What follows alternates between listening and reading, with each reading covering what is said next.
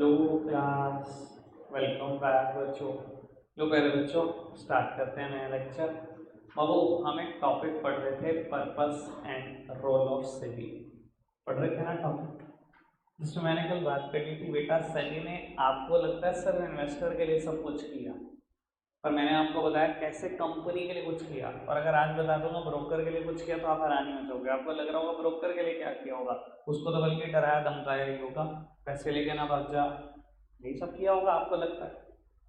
सबसे ज्यादा ब्रोकर के लिए किसी को दिखता नहीं। मेरे एंगल से देखने की कोशिश करना। आज मुझे नहीं लगता पूरे इंडिया में कोई इस लेवल पे बात करता होगा, ठीक है नहीं, मुझे लगता है, मेरी पर्सनल थिंकिंग आप बताएं। इधर देखना मेरी तरफ। सर अच्छा ये समझ में आता है इन्वेस्टर के लिए क्या किया, क्या किया इन्वेस्टर के लिए? उसके फाइनेंशियल इंटरेस्ट को प्रोटेक्ट कर दिया, उसका पैसा मरने नहीं देंगे। इतना खतरनाक हो चुका है सभी कि उसका पैसा नहीं मरने देंगे, ठीक है जी। ये तो इन्वेस्टर के लिए क्या। कंपनी के लिए क्या किया, इतनी वेल इंफ्रास्ट्रक्चर वाली इतनी बड़ी मार्केट बना के दे दी है कि आज की तारीख में अरबों करोड़ रुपए भी चाहिए तो अरबों में भी कोई टेंशन नहीं है। 100 करोड़ तो कुछ होते ही नहीं शेयर मार्केट के लिए। मैंने कल एग्जाम्पल दे दिया था, 2 लाख करोड़ इकट्ठे हो गए थे, 3,000 करोड़ ही मांग रही थी टाटा टेक तो। 2 लाख करोड़, यार मजाक नहीं है यार, इतनी बड़ी मार्केट होना, ठीक है जी। और उसके बाद आप समझते हैं बेटा ब्रोकर के लिए क्या कुछ किया सभी। बाबू पहले मैं एग्जाम्पल को हटा रहा हूँ, ठीक है ना, मतलब इस लाइन से हटा रहा हूँ मैं, ब्रोकर वाली बात ही नहीं कर रहा हूँ मैं। एक एग्जाम्पल को ना कहीं और से लेकर आ रहा हूँ, ठीक है। बाबू अच्छा एक बात बताओ, पूरी कॉमर्स साइड में कितने सारे ग्रेजुएट और पोस्ट ग्रेजुएट होते हैं, कोई काउंटिंग है? कोई काउंटिंग है? अच्छा इनकम टैक्स रिटर्न कौन फाइल कर सकता है? इनकम टैक्स की रिटर्न आपने सुना होगा आईटीआर, लोगों के मुंह से। आईटीआर कौन फाइल कर सकता है? कोई भी कर सकता है, सी एन ई जरूरी, कोई भी पढ़े लिखे होने चाहिए। कॉमर्स साइड का ग्रेजुएट हो बी कॉम कर सकते हो, कॉमर्स साइड से पोस्ट ग्रेजुएट हो एम कॉम हो कर सकते हो, बीबीए की हुई है एमबीए की हुई है पर कर सकते हो, लॉयर हो कर सकते हो, सीएसओ कर सकते हो, सीओ कर सकते हो, सीएमओ कर सकते हो। पता नहीं कितने प्रोफेशनल है कॉमर्स साइड में, सब कर सकते हैं आईटीआर फाइल, प्रोवाइडेड की थोड़ी सी समझ हो, ठीक है। ऑडिट कौन कर सकता है? ऑडिट कौन कर सकता है? सीए कर सकता है सिर्फ, पता है आपको? इनकम टैक्स टैक्स ऑडिट सिर्फ और सिर्फ एक चार्टर्ड अकाउंटेंट कर सकता है। ये सारे प्रोफेशनल साइड हो जाते हैं। आईटीआर के टाइम पे तो हर गली मोहल्ले में एक आदमी खड़ा हो जाता है, मैं कर देता हूँ। इवन मैंने तो यहाँ तक हालात देखे हुए, साइबर कैफे वाले तक कह देते हैं, पता कुछ नहीं होता कि आईटीआर मैं कर देता हूँ भाई, ठीक है। हंसी आती है हमें, पर चलो ठीक है भाई, जिसका काम जैसे चल रहा है, जिसकी दुकान जैसे चल रही है चलाओ। बाबू ऑडिट कौन कर सकता है? सिर्फ सीए कर सकता है, कोई और प्रोफेशनल ऑडिट नहीं कर सकता। चाहे आप लॉयर हो, चाहे आप कंपनी सेक्रेटरी हो, कॉस्ट एंड मैनेजमेंट अकाउंटेंट हो, एमबीए हो, कुछ भी हो, ऑडिट नहीं कर सकते। ऑडिट कौन कर सकता है? सिर्फ सीए कर सकता है। अब मेरे को एक बात बताना, क्या मैं अपने इंस्टीट्यूट आई से ये पूछूं कि तूने सीए के लिए किया ही क्या? भाई पता है आपको सीए कितने हैं ऑल ओवर इंडिया? 5 लाख भी नहीं, जिसमें से बहुत सारे तो जा भी चुके हैं दुनिया से। सिर्फ 2 लाख सी होंगे प्रैक्टिस में और 2 लाख होंगे जॉब में। ये भी मैं बहुत ज़्यादा नंबर बोल रहा हूँ। 2 लाख जॉब में, 2 लाख प्रैक्टिस में। जो लोग प्रैक्टिस कर रहे हैं बस वही ऑडिट कर सकते हैं। कितना बड़ा इंडिया, 140 करोड़। कितने सी ऑडिट कर सकते हैं? 2 लाख। मुझसे नहीं कराएगा, किसी और से कराएगा, मेरे भाई से ही कराएगा, करा ले। उससे नहीं कराएगा, किसी तीसरे से कराएगा, कराएगा ना, करा ले, करेगा तो सही। फीस तो किसी सीए की जेब में जाएगी। 2 ही लाख हैं, किसी को तो देगा, मुझे नहीं देगा तो मेरे किसी भाई को देगा ना। मैं ये पूछूँ आईसीआई से तूने मेरे लिए क्या किया? गधाऊँ मैं अगर ये पूछ रहा हूँ आईसीआई से तूने मेरे लिए क्या करा? मोनोपोली है मेरी, कोई कूद नहीं सकता इसमें। ये समझ में आ रही है बात? सेम बात ब्रोकर पे। अगर वो ये पूछे ना सभी तूने मेरे लिए क्या किया, शर्म आनी चाहिए तुम्हें। 1 लाख हो तुम और दुनिया में 700 करोड़ लोग हैं। किसी को भी शेयर मार्केट में डील करना है किसके थ्रू करेगा? बस मुझे ईमानदारी से बता दो, इतने दिन से बोल रहा हूँ मैं, ब्रोकर के बिना डील कर सकता है? एक शेयर खरीद खरीद के दिखा दे बिना ब्रोकर के, मान जाऊंगा तुझे आज कुछ है तू। 700 करोड़ लोग हैं दुनिया में, 1 ही लाख ब्रोकर हैं। अरे एक से नहीं खरीद देगा, दूसरे पे जाएगा। दूसरे तीसरे पे जाएगा तो ब्रोकर पे ही, या किसी और पे चला जाएगा, खरीद के दिखा से। तो अगर ब्रोकर पूछ रहे हैं ना सेबी तूने मेरे लिए क्या किया है, तो तुम्हें शर्म आनी चाहिए निकम्मो।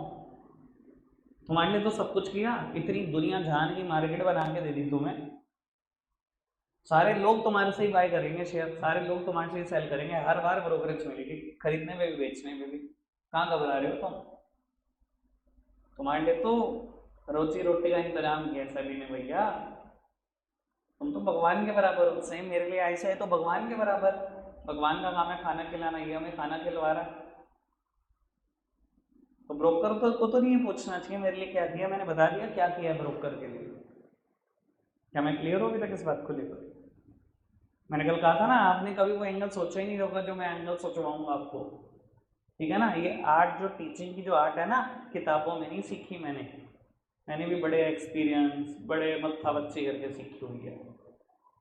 मैं बीएड नहीं हूँ, लोग कहते हैं ना बीएड करने से टीचिंग आ जाती है, मुझे तो लगता है किताबें पढ़ के कोई टीचिंग नहीं आती।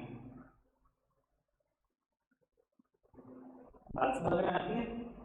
आगे बढ़ जाए बाबू।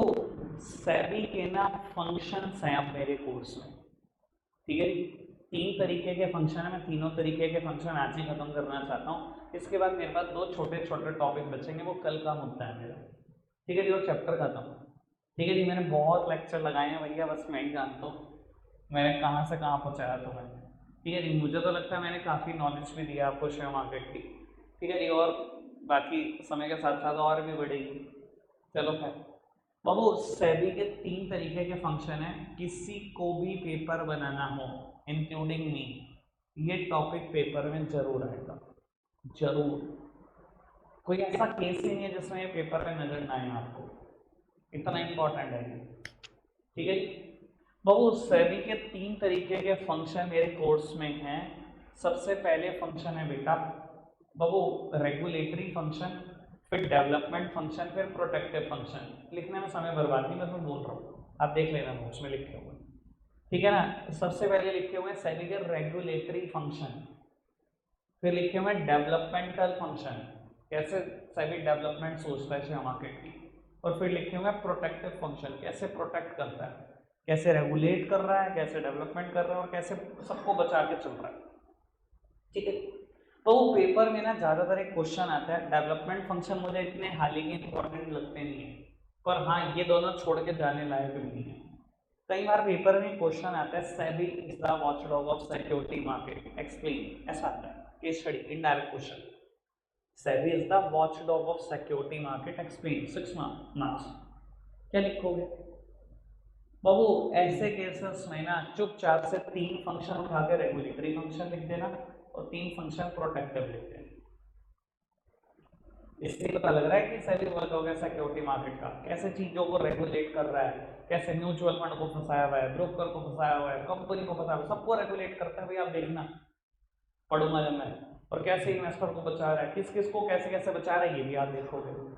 तो सेबी वॉचडॉग है सिक्योरिटी मार्केट का, वॉचडॉग होने की वजह से रेगुलेशन भी करनी पड़ती है, प्रोटेक्शन भी करना पड़ता है, इसलिए 3 फंक्शन दोनों चिपका देना। 6 नंबर में है, 4 में है तो 2 5 में है तो किसी का 3 किसी के 2, जो आपको इच्छा हो, ठीक है जी। श्री गणेश करें, पढ़ना शुरू करें, बहुत इंपॉर्टेंट है, बहुत इंपॉर्टेंट। और आज का सारा दिन ले लो, कुछ दिक्कत नहीं है, लेकिन ये खत्म कर लो टॉपिक।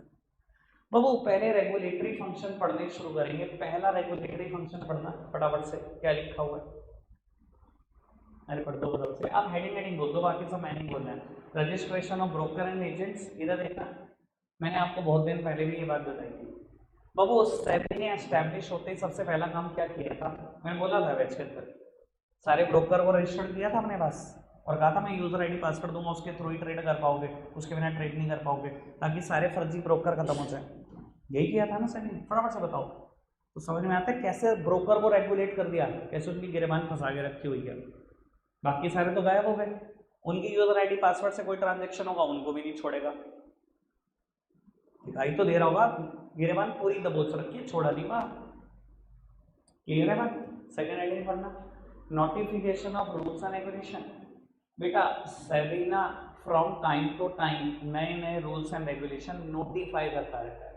देखो आप तो समझो बेटा, ये जो बिजनेस एनवायरनमेंट हम देखते हैं ना, ये चेंजिंग है, ये डायनामिक है, ये बदलेगा, उसके अकॉर्डिंग नियम भी बदलने पड़ेंगे। आप खुद समझो 1992 में जब सेबी आया तब डीमैट फॉर्म में थोड़ी ट्रेडिंग होती थी, तब तो शेयर सर्टिफिकेट होते थे।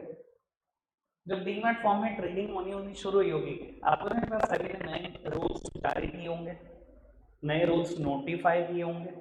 आप खुद समझो, जब T+2 डे सेटलमेंट होती थी, मेरे टाइम पे तो T+7 थी, तो रूल्स रेगुलेशन अलग होते होंगे कि टी डे में क्या होगा, T+1 में क्या होगा, T+2 में क्या होगा, 3 में क्या होगा, 4 में क्या होगा। और आज रूल्स बहुत अलग होंगे। आपको नहीं पता सेबी को टाइम टू टाइम नए नए रूल्स एंड रेगुलेशन नोटिफाई करते रहने पड़ते होंगे, क्योंकि चेंजेस होते जाते हैं, उनको भी तो चेंजेस करना पड़ेगा। समझ में आ रही है बात? नोट से ज्यादा इंपॉर्टेंट बात बताऊंगा, यकीन मानना इस पूरे टॉपिक में। क्लियर है बात जो मैंने बोल दी? दोनों बातें समझ में? थर्ड हेडिंग पढ़ना,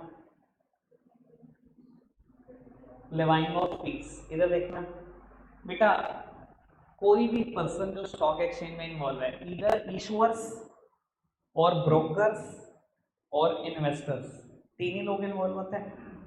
सर अगर किसी ने भी गलती से कोशिश करी ना कि मैं सेबी की डायरेक्शन को कॉन्ट्रावेन कर दूं, सेबी ने मुझे कोई बात कही और मैं इग्नोर कर दूं, sir be ready for it. SEBI will levy fees, fines and penalties on you. छोड़ेगा नहीं, बख्शेगा नहीं। आप कंपनी हो, बख्शे नहीं जाओगे। आप ब्रोकर अंडर राइटर हो, बख्शे नहीं जाओगे। आप इवन न्यूज चैनल हो, आप तब भी नहीं बख्शे जाओगे। न्यूज चैनल पे एक एंकर हुआ करता था, आपने, मुझे नहीं पता वो डिटेल देखी है कि नहीं, वो वीडियो देखी है कि नहीं। वो क्या करता था, एंकर था, ठीक है जी, स्क्रीन चल रही है, किसी ने एडवाइस दी है शेयर बेचने खरीदने की, वो भी गलत एडवाइस दे देता था और नीचे से ना मैसेज करता रहता था अपनी फैमिली को, इसके शेयर बाय कर दो, सेल कर दो। इनसाइडर ट्रेडिंग की तरह काम करता था। भाई साहब जेल में पड़ा हुआ है, न्यूज एंकर था जी बिजनेस पे शायद।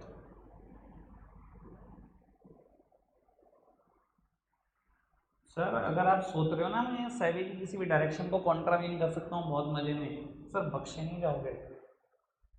फीस, फाइन्स, पेनल्टीज, बिल्कुल रेडी हो। क्लियर है ना? पक्का से आगे बढ़ जाए। चौथी हेडिंग क्या है, रेगुलेशन ऑफ इन्वेस्टमेंट स्कीम्स। ठीक है बाबू, सेबी क्या करता है, जितनी भी investment schemes mutual fund market में लाते हैं उन सबको सबसे पहले कहता है मेरे पास रजिस्टर्ड कराओ, मेरे पास, मैं पढ़ूंगा डॉक्यूमेंट। और सेबी ने ही म्यूचुअल फंड को कहा है स्टैट्यूटरी वार्निंग देने को। आप न्यूज़ में वार्निंग सुनते हो ना, mutual fund investments are subject to market risk, read all schemes related document carefully. ये किसने कहा म्यूचुअल फंड को बुलवाने के लिए हर एड में? सेबी ने। क्योंकि म्यूचुअल फंड इतने अनाप शनाप दावे करते थे ना बेटा before the establishment of SEBI, आप सोच भी नहीं सकते। ऐसी बातें करते थे वो जैसे फिर हेरा फेरी में की हुई है, 21 दिन में पैसा डबल कर देंगे। ऐसे ही दावा करते थे mutual fund, apart from jokes ऐसे ही दावे करते थे अनाप शनाप, 50% रिटर्न कमा के देते थे। जब सेबी बना ना, सेबी ने कहा अच्छा मेरे को दिखाओ, मैं भी देखता हूँ 50% तुम कैसे कमा के देते हो। सारी की सारी इन्वेस्टमेंट्स की पहले मेरे पास रजिस्टर्ड होगी, बाद में आप बेचोगे लोगों को। जितने भी म्यूचुअल फंड आज की तारीख में नए बन रहे हैं या पुराने हैं, सबसे पहले सारे के सारे डॉक्यूमेंट्स अपने सेबी को दिखाते हैं, वो अप्रूवल करता है तो वो पब्लिक से पैसे लेने शुरू करते हैं। यानी कि बख्शा कोई नहीं कह, सबकी गिरफ्तारी पूरी तरीके से टाइट की हुई है सभी, कोई हो आप, पूरा रेगुलेशन है पूरा का पूरा, कोई दिक्कत कोई परेशानी तो नहीं। चार बातें करी मैंने, समझ में आगे बढ़ाना। पांचवी होगी प्रमोशन ऑफ फेयर ट्रेड ना, prevent fraudulent and unfair trade practices, शायद ऐसा कुछ नाम लिखा होगा, प्रोहिबिट्स अनफेयर ट्रेड प्रैक्टिसेस। इसमें ना कंफ्यूजन हो जाती है, पता है क्यों जाती है, वो आपको भी होगी थोड़े दिन के बाद। बाबू क्या लिखा हुआ है, प्रोहिबिट्स अनफेयर ट्रेड प्रैक्टिसेस, मतलब सेबी अनफेयर ट्रेड प्रैक्टिसेस नहीं होने देता। सिंपल सा मतलब यही है ना इस चीज का, इधर बताता हूँ क्यों। सो देखो ये ना सेबी का बेसिक फंक्शन था, सेबी को बनाया इसलिए गया कि कोई भी अनफेयर ट्रेड प्रैक्टिसेस ना हो पाए शेयर मार्केट में। अब ये ना, ये जो फंक्शन है पर्टिकुलरली, ये आपको ना तीनों जगह पे दिखेगा। अब दिखाई दे रही है रेगुलेटरी में पांचवी हेडिंग, डेवलपमेंट में दूसरी हेडिंग पढ़ना, मतलब तो वही है, अनफेयर ट्रेड प्रैक्टिसेस को रोकना या फिर प्रैक्टिस को प्रमोट करना। अब एक काम करना, प्रोटेक्टिव में सेकंड हेडिंग पढ़ना,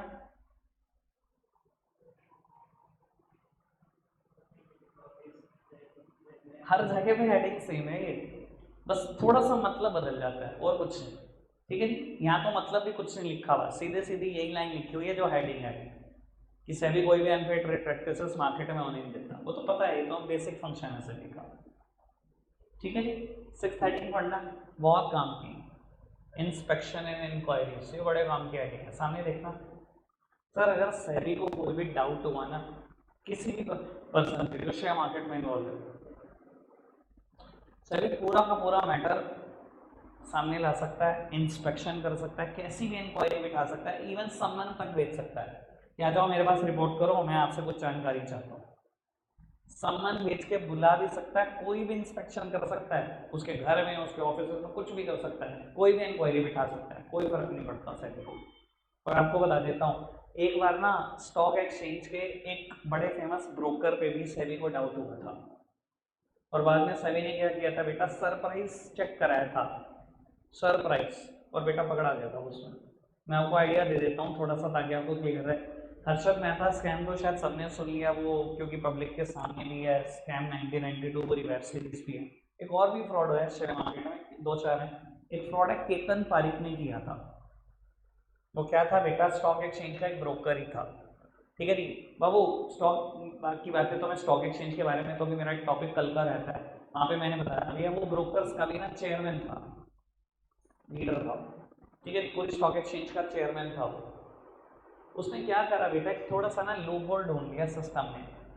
बाबू जितनी भी ट्रांजैक्शन शेयर मार्केट में हिट करती थी ना, उसने उस ट्रांजैक्शन को ना बस 1 सेकेंड के लिए डिले करना शुरू कर दिया, और 1 सेकेंड के डिले में ना उसने अरबों रुपए इकट्ठे कर दिए कुछ ही दिनों में। और बाद में सेबी ने उसको पकड़ लिया, सरप्राइज चेक कराकर, और बाद में जेल डाल दिया। करता क्या था, थोड़ा सा आइडिया दे देता हूँ आपको। बाबू मान लो 500 शेयर बेचने के लिए कोई सौदा डाल रहा है, और 400 शेयर खरीदने के लिए कोई सौदा डाल रहा है। ये पता क्या करता था, वो जो 400 शेयर खरीदने के लिए सौदा डाल रहा है 500, इस ट्रांजैक्शन को ना, परचेज वाली ट्रांजैक्शन को सिंगल सेकंड के लिए डिले कर देता था। ये सिंगल सेकंड इतना कम होता है कि आपको अपनी आंखों से तो पता ही नहीं लगेगा कि डिले कैसा हो रहा है, बस सिस्टम में लूप होल ढूंढ दिया उसने कंप्यूटर में, इसको डिले कर दिया 1 सेकंड के लिए। अब करने से क्या हुआ, सिर्फ सेल की ट्रांजैक्शन हिट करी, जब सेल है, मार्केट में डिमांड नहीं है, शेयर का दाम गिरा, उठा लिया, शेयर के जैसे दाम गिरे शेयर उठा लिए 500 के 500, अगले सेकंड वो ट्रांजैक्शन हिट करा दी। सिर्फ डिमांड है 400 शेयर बाय करने की, कोई सेल नहीं आई, शेयर का दाम उठा, बेच दिए, बस ये लो बॉल पकड़ लिया उसने। कुछ ही दिनों में अरबों रुपए इकट्ठे करे, कुछ ही दिनों में पकड़ा। तो उस सेबी के आगे किसकी चली है, कैसा भी इंस्पेक्शन, कैसी भी इंक्वायरी, किसी को भी सम्मन भेज सकता है। क्लियर है बात, समझ में आ रही है? 6 हेडिंग, कोई दिक्कत कोई परेशानी तो नहीं। 7th हेडिंग पढ़ना थोड़ा थोड़ा से, परफॉर्मिंग एंड एक्सरसाइजिंग पावर्स। इधर देखना, मैं लोग समझाता हूँ इसके बारे में कुछ। हेडिंग आराम से समझ लेना, क्योंकि मैटर अगर आप खुद पढ़ोगे तो आपको बड़ा टेक्निकल लगेगा, समझ में ना आए। इधर देखना बाबू, एक ना और एक्ट है स्कैरा 1956, इसका नाम भी आप कल सुनोगे। बाबू क्या नाम है, स्कैरा 1956। स्कैरा है सिक्योरिटीज कॉन्ट्रैक्ट रेगुलेशन एक्ट 1956। बाबू सिक्योरिटी मार्केट से रिलेट करता है, शेयर मार्केट से रिलेट करता है। 1956 में कानून बना। बाबू जब 1956 में कानून बन रहा था, क्या सेबी एस्टेब्लिशमेंट हो चुका था? सेबी कब बना? अगर आप नहीं बताना मैं अभी वाइंड अप कर दूंगा। कब बना सेबी? 1992, सबको पता है। पहले भी बन गया था, 1988 में बन गया था, मान लिया। 1956 में तो नहीं बना था। जब ये बना तब सेबी था क्या पिक्चर में, ये बताओ? नहीं था। बाबू जब आप इस कानून को पढ़ते हो ना, हर जगह पे ना एक बात लिखी हुई है। जैसे अगर मैं कहूँ सिक्योरिटी कॉन्ट्रैक्ट रेगुलेशन एक्ट में लिखा हुआ है कि अगर ये कॉन्ट्रैक्ट ना माना ब्रोकर ने और इसने, तो ये पनिशमेंट लग सकती है। ठीक है ना? तो उस जगह पे पता क्या लिखा है, central government can levy penalty, या government of India can levy penalty.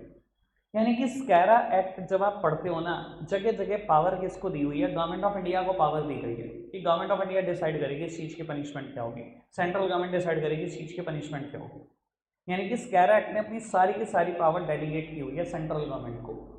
ठीक है, जब अब वो सेबी बन गया ना 1992 में, स्पेशल एक कानून बन गया सिक्योरिटी मार्केट के लिए, तो गवर्नमेंट ऑफ इंडिया ने पता क्या किया, स्कैरा एक्ट ने पावर डेलीगेट करी गवर्नमेंट ऑफ इंडिया को, और गवर्नमेंट ऑफ इंडिया ने अपनी पावर सारी की सारी डेलीगेट कर दी सेबी को, कि जो भी पावर मुझे किसी भी कानून में मिली है सिक्योरिटी मार्केट से रिलेटेड, तो मैं सारी की सारी पावर को डेलीगेट करती हूँ सेबी को।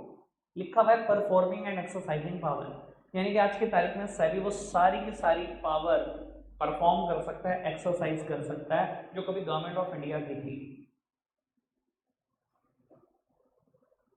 समझ में आएगा? क्लियर है बात? आगे बढ़ जाए, चलो बाबू डेवलपमेंट फंक्शन पे मैं शिफ्ट कर रहा हूँ, ठीक है ना जी, और आपको दिखाई देगा कि कैसे डेवलपमेंट सोच रहा है सर, ठीक है, दिख जाएगा। पहली हेडिंग लिखी गई होगी ट्रेनिंग टू द इंटरमीडिएट्स, दिखाई दे, मेरी तरफ देखना।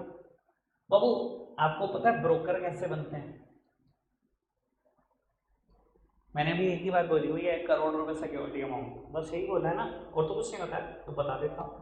10th पास होने चाहिए हो, हाँ हो, बन सकते हो, कहना हाँ बिल्कुल है, 10th पास, 10th पास होना चाहिए, 1 करोड़ रुपए सिक्योरिटी अमाउंट होनी चाहिए, सेबी का एक पेपर क्लियर करना है वो भी कर लेंगे, और बाबू ट्रेनिंग दिलवाता है SEBI with the help of stock exchange. Sir SEBI क्यों चाहता है इंटरमीडिएरीज बढ़े? मैं उनको ट्रेनिंग दिलवा रहा है सेबी, तो चाहता है ना कि ज़्यादा से ज़्यादा इंटरमीडिएट हो, ज़्यादा से ज़्यादा ब्रोकर, ऐसा क्यों? क्योंकि बाबू सेबी को ना कहीं पता है स्टॉक में एक्सचेंज की डेवलपमेंट ना ब्रोकर पे बहुत ज़्यादा टिकी हुई है, जितने ज़्यादा ब्रोकर होंगे ना कहीं उतना ही क्लाइंट ढूंढने की कोशिश करेंगे, मार्केट में ब्रोकर बढ़ेंगे। आपको पता है इंडिया में कितने डीमैट अकाउंट है? इधर देखना मित्र, कितने डीमैट अकाउंट है, किसी को आइडिया? चलो मैं आपको एक बात बताता हूँ, आप हैरान हो जाओगे, बिल्कुल हैरान। 1860 की इंडियन स्टॉक बीएससी है, बॉम्बे स्टॉक एक्सचेंज, 1860 1860 की, 2020 कोविड से पहले पता कितने डीमैट अकाउंट थे इंडिया में? 4 करोड़। कितने डीमैट अकाउंट थे? 4 करोड़, दैट्स इट। अभी पता कितने हैं?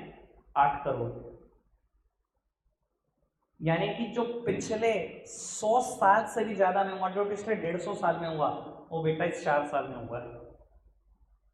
4 करोड़ थे 2020 तक कोविड से पहले, और अब 4 करोड़ और ऐड हो चुके हैं, 8 करोड़ हो चुके हैं। समझ सकते हो क्या ग्रोथ है? पर फिर भी बताऊं आपको, 140 करोड़ के देश में 10 करोड़ लोगों के पास भी डीमैट अकाउंट नहीं है। अमेरिका में नंबर पता है कितना है? 60% लोग शेयर मार्केट में इन्वेस्ट करते हैं, 60% सिटीजन्स के डीमैट अकाउंट है, हमारे 10% भी नहीं हुए, अभी 10% भी नहीं हुए। मैंने अभी उस दिन पढ़ रहा था कि एक देश ऐसा भी है ना 70% लोगों के पास डीमैट अकाउंट है, 70%। हमारे देश में 10% भी नहीं है। आपको पता है नंबर बहुत बढ़ सकता है, जो मैं डेटा दे रहा हूँ उसके हिसाब से पता लगा ना, नंबर बहुत बढ़ सकता है। बढ़ेगा कैसे? ब्रोकर ही तो कुछ करेंगे जा जाके, अरे मेरे पास खुलवा डीमैट अकाउंट, मैं कराता हूँ तेरा पैसा इन्वेस्ट, कुछ तो बढ़ेगा, यही तो करेंगे। ये सभी डेवलपमेंट की कोशिश कर रहा है, जान के इंटरमीडिएरीज को ट्रेनिंग दिलवाता है, ताकि ज़्यादा इंटरमीडिएरीज बढ़े, ज़्यादा ब्रोकर बढ़े, जितने ज़्यादा बढ़ेंगे ना उतने क्लाइंट बढ़ेंगे, उतने ज़्यादा लोग इन्वेस्टर बनेंगे। ठीक है, ठीक है, आगे बढ़े। सोचो वो दिन जिस दिन 20 करोड़ इन्वेस्टर हो जाएंगे इंडिया में, वही तो आधे भी नहीं है, कहाँ पहुँचेगी इंडियन शेयर मार्केट? अभी तो कुछ भी नहीं देखा इंडियन शेयर मार्केट में, मैं सच बता रहा हूँ। तुम बहुत कुछ देखने वाले हो इंडियन शेयर मार्केट में, इतने बड़े बड़े चेंज देखने वाले हो, आपने सोचे नहीं होंगे। ठीक है, बढ़ाएं आप। अब वो सेकेंड हेडिंग क्या है? Promotion of fair trade. मेरी तरफ देखना उत्तर। सर ये क्या मतलब है प्रमोशन ऑफ फेयर ट्रेड? मैं बताता हूँ सर, तीनों जगह पे हेडिंग आएगी, मैंने बता दिया, पर मैटर लिखने का थोड़ा थोड़ा सा तरीका बदल जाएगा, वो बदल देना।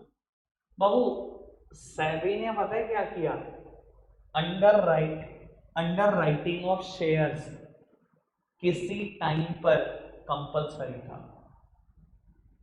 अंडर राइटर्स का नाम सबने सुना? अंडर रिटर्न कराना शेयर्स को कंपलसरी था किसी टाइम पर, यानी कि प्राइमरी मार्केट में भी ब्रोकर होते थे हमेशा, हर हाल में, हर हाल में। अब वो जो छोटी कंपनीज हैं जो खर्चे अफोर्ड नहीं कर पाती पर उनकी मजबूरी थी, अंडर राइटर को अपॉइंट करती थी, वो कहता था 5% मेरी कमीशन, वो भी दी, 5% डिस्काउंट पे भी बेचते थे शेयर, 10% ऐसे ही खत्म हो जाते थे। छोटी कंपनी के लिए अगर वो 1 करोड़ के शेयर बेच रही है, 10 लाख खत्म हो जाएंगे, उसको तो बहुत महसूस होगा। समझ रहे हो ना? सभी ने कहा ना भाई ना, हम आ गए मार्केट में, ये सब नहीं चलेगा, कुछ अंडर राइटिंग कंपलसरी नहीं है। अगर किसी कंपनी को लगता है मैं डायरेक्टली शेयर बेच सकती हूँ, आप ऑफर थ्रू प्रोस्पेक्टस करो, डायरेक्टली शेयर बेच लो, अंडर राइटर का होना, ब्रोकर का होना जरूरी नहीं है प्राइमरी मार्केट में। तो ये किया था सेबी ने डेवलपमेंट के लिए कि छोटी कंपनियां भी ना डूब जाएं। क्लियर बात? पक्का से लास्ट हेडिंग इस वाली डेवलपमेंट फंक्शन की क्या लिखी हुई है? रिसर्च। सर अगर आप एक प्राइवेट कंपनी हो, अपने दम पर कंपनी चला रहे हो, तो आज की तारीख में पैटर्न देखा गया, जितना भी आप प्रॉफिट कमाते हो उसका 5% रिसर्च में खर्च कर देते हो। लगभग एक पैटर्न तो वही 5%, 10% डिपेंडिंग अपॉन द कंपनी खर्च करनी है ना, कि कैसे मैं और तरक्की कर सकती हूँ, कैसे मैं और बढ़ सकती हूँ, R&D में पैसा कैसे इन्वेस्ट करूँ, कैसे नई टेक्नोलॉजी लाऊं, यही सब कर रही है कंपनीज आज की तारीख में। सर सेबी भी हल्का आदमी नहीं है, सेबी बहुत कमाई करता है, मैं बता दूंगा कमाइयों के रास्ते नहीं है सेबी के पास बहुत। सर जब कमाई के रास्ते बहुत है, सेबी भी अपनी कमाई का एक ठीक ठाक पोर्शन रिसर्च में खर्च रहा है। कैसे और ट्रांसपेरेंट कर सकते हैं सिस्टम को, कैसे इन्वेस्टर को और धोखाधड़ी से बचा सकते हैं, कैसे और स्ट्रॉन्ग कर सकते हैं शेयर मार्केट को। सर ये रिसर्च ही है जिसकी वजह से T+70 या T+ मंडे पे आ चुका है। यहीं पर मैंने बोली थी बात, मैं रिकॉर्डिंग दिखा दूंगा आपको, बैच चल रहा था लास्ट ईयर, रिसर्च में मैंने एक बात बोली कि मैंने कहा बच्चों पिछले साल कि T+2 डे है, मैं बहुत जल्दी आपको दिखाऊंगा T+1 होगा और फिर T डे होगा सेटलमेंट, ऐसे ही बोली थी। मैंने कहा सभी इतने पैसे रिसर्च में खर्च कर रहा है कि किसी दिन ये T+1 हो जाएगा। एक हफ्ता बढ़ा और मैसेज आके T+1 हो गया। कभी कभी बातें ऐसे सच हो जाती है, मुंह में सरस्वती ऐसे बैठी होती है। और लास्ट ईयर का ही बैच था, बिजनेस एनवायरमेंट में टॉपिक है डिमोनेटाइजेशन, मैंने छोड़ा हुआ है, मैंने तैयार करे हुए उसके प्रिंट आपको देने के लिए। बिजनेस एनवायरमेंट चैप्टर मैंने डिमोनेटाइजेशन टॉपिक नहीं करा, लास्ट ईयर उनको करा था, उनके बैच में बोला मैंने, और आपके बैच में भी एक बात बोल रहा हूँ, उनको मैंने बोला बहुत जल्दी आप देखोगे 2000 का नोट बैन होगा, लास्ट ईयर ही बोला वीडियो में और नोट बैन हो गया। और आपको भी बता रहा हूँ, आप ये सुन लेना और देख लेना सर, कुछ टाइम बाद 500 का नोट बैन होगा, इंडिया में हाईएस्ट करेंसी बचेगी 200 रुपये, देख लेना, मार्क माय वर्ड्स। ठीक है जी, और भेज दूंगा रिकॉर्डिंग आपको ये जिस दिन होगा। अगर तुम्हें लगता है ना मेरी बात में कुछ सच्चाई होगी तो वेट करना उस दिन का, होगा, पक्का होगा, आने दो मोदी गवर्नमेंट को एक बार, होगा। मैं रीजन भी बताऊंगा, आपको पता है इमोशनल बात नहीं कर रहा हूँ, कोई तो रीजन होगा ना, फिर ठोस कारण कि क्यों बंद होगा बताऊंगा। डिमोनेटाइजेशन टॉपिक कराने दो मुझे, किताबें नहीं बता सकती ना इतनी बातें जितनी मैं बता दूंगा आपको। चलो लेट इट बी। सर समझ में आया रिसर्च? आगे बढ़ जाएं, प्रोटेक्टिव फंक्शन पे शिफ्ट कर रहे हैं, खत्म कर रहे हैं अगले 5 मिनट में। पहली हेडिंग पढ़ना, अब कुछ याद आएगी बात कल वाली। क्या लिखा है? अरे बोलो भैया क्या हो गया, सांप सूंघ गया? प्रिवेंट इनसाइडर ट्रेडिंग, कल पढ़ा है इनसाइडर ट्रेडिंग? कुछ याद है इनसाइडर कौन होता है? प्राइस सेंसिटिव इन्फो होती है उसके पास, बाय सेल ना कर ले, ना तो डायरेक्टली बाय सेल कर सकता, ना फैमिली फ्रेंड रिलेटिव के थ्रू करा सकता। याद है ना, कल सारी बात कर ली हमने। आगे बढ़ जाए, पढ़ लेना, ये लिखा हुआ है जो बताया, ये तो कुछ भी लिखा हो, 2 लाइन लिखी, मैंने तो 20 बताई होंगी आपको। आगे बढ़ो, क्या लिखा हुआ second heading? Prevents fraudulent and unfair trade practices. पढ़ लेना, अंदर हेडिंग लिखी हुई है प्राइस रिवीलिंग, मिसलीडिंग एडवर्टाइजमेंट, पूरा प्राइस रिवीलिंग लिखा हुआ है। ठीक है, ओके। पहले लास्ट हेडिंग पढ़ लेते हैं, फिर थर्ड पढ़ लेते हैं। लास्ट हेडिंग पढ़ना, एजुकेट इन्वेस्टर्स, बहुत काम के बारे में बताता हूँ।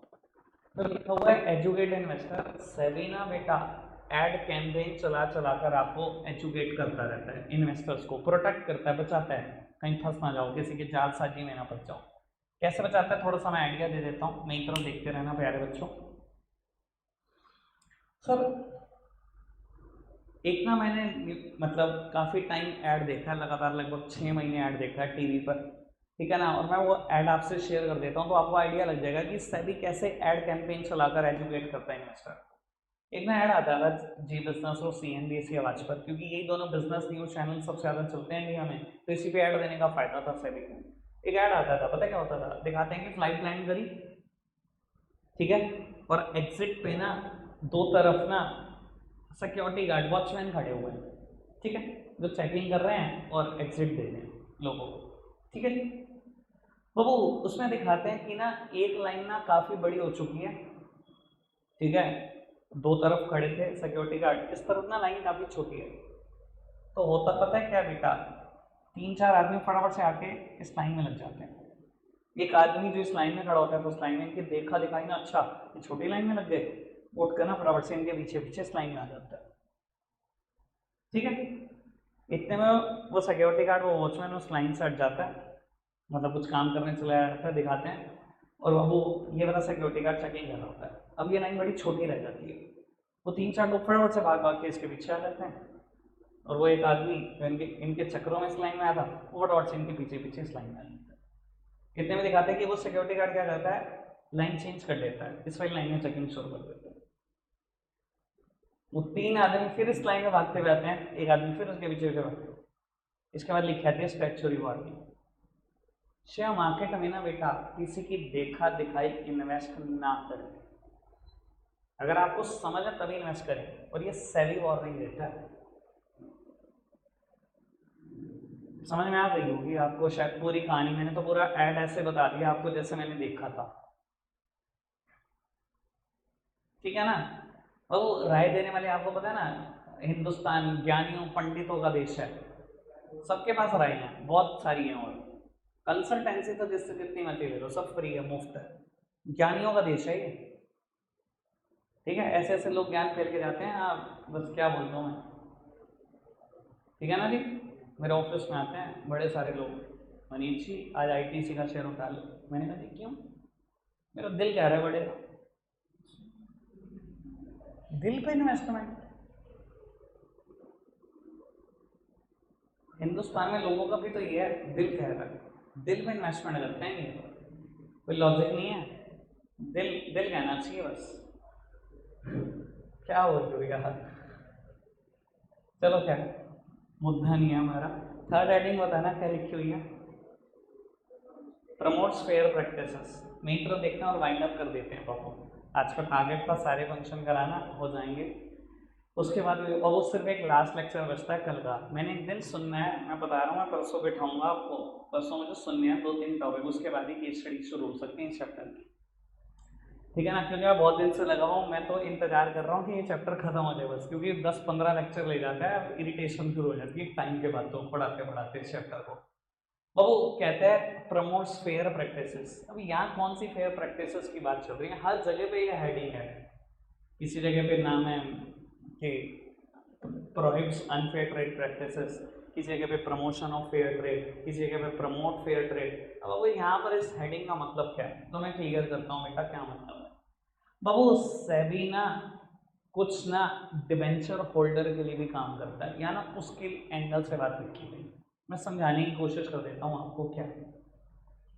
बाबू आज 2024 में ना एक कंपनी ने ना डिबेंचर इशू कर दिए 9% डिबेंचर्स फॉर 20 ईयर, 20 साल के लिए डिबेंचर है, 2043 में जाकर मैच्योर हो, ठीक है। अच्छा मुझे एक बात बताओ, आज 2024 में 9% ब्याज बहुत है कि नहीं है, बहुत है भाई, एफडी 6%, 6.25, 6.5 दे रही है, तो 9% तो ठीक मिल रहा है ब्याज, कोई कमी नहीं है, कोई दिक्कत नहीं है। अच्छा 2043 में अगर हम सोचें क्या ये बहुत होगा, शायद नहीं होगा ना, मतलब इतना तो समझ पा रहे हैं ना यार, इतना तो हम रेशनल है ना, कि अगर आगे का सोचे तो हमें लगता नहीं है शायद ये सफिशिएंट होगा, 9% शायद कम होगा, 15-20% होना चाहिए, मानते हो बात को। मान लो इन फ्यूचर सेम कंपनी 2035 में जाकर, मान्य जी बस कर दो बाबू, इन फ्यूचर 2035 में जाकर सेम कंपनी अगर बेटा डिवेंचर इशू करे, ठीक है जी, और डिवेंचर इशू करे 12% डिवेंचर्स, डिवेंचर इशू करे और बेटा डिवेंचर करे 12% डिवेंचर्स, तो बाबू कई बार ना सेबी पिक्चर में आ जाता है ऐसे केसेस में, और पता है क्या कहता है कंपनीज को, कि इनका भी ना रिवीजन कर दो इंटरेस्ट रेट, वरना इनके साथ ना थोड़ी जागती हो जाएगी। समझ में आ रही है बात कि या तो आप, अगर आपने पूरी जिंदगी इशू नहीं करे, इस 20 साल में कोई भी नए डिवेंचर इशू नहीं करे, फिर तो ये 9% होता रहेगा, फिर नहीं रुकेगा, फिर कोई नहीं छेड़ करा सकता। लेकिन बाबू अगर बीच में किसी भी साल में कोई और नए डिवेंचर्स इशू हो गए, 2040 में, 2035 में, 2038 में, वो जिस रेट ऑफ इंटरेस्ट पे इशू हुए होंगे ना, सभी पूरी कोशिश करेगा पुराने डिवेंचर होल्डर को भी वही रेट ऑफ इंटरेस्ट दिलवाने के लिए बचे हुए सालों के। कई बार सभी ऐसे पिक्चर में आ जाता है। ये बात दिखी होगी जब आप पढ़ोगे, पता लग जाएगा आपको। ठीक है जी, रखते हैं आज के लिए इतना ही है प्यारे बच्चों, बाय।